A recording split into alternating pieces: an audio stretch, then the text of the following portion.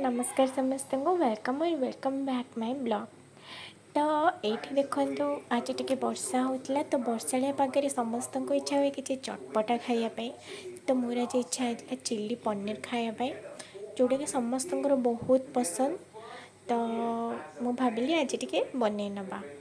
तो से मुझे छोट छोट कर रसुण काटी आउ स्क्वायर साइज पियाज काटी आईपटे देखु मु बसई नहीं पनीर पनीर मु हलदी टिके लुण टिके आ राइस फ्लोर चाउल गुंड बस सेतिकी ही देकी मु मैरिनेशन कर दिए बिकॉज मत कॉर्नफ्लोर की मैदा यू ऐड करने को भल लगे।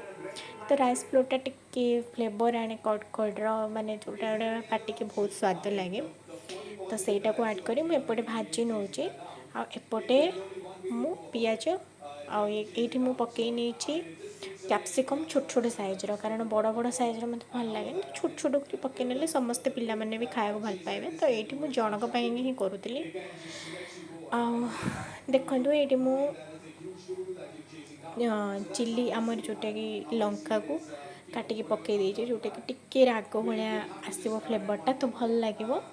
तो ये टिके सॉस पकईकि सोया सॉस टमाटो सॉस आ चिल्ली सॉस पकईकि टिके समय ताको एपट सेपट करेंगे जो टिके माने सॉस टाक आम टिके ये कले भल लगे। तापर एपटे मु बसई नहीं रुटी कारण बहुत भोक लगुला तो मुझे दी पटर ही भाविली बनईनेबी एपटे रुटी बनईनेली सेपटे चिल्ली पनीर बनईनेली।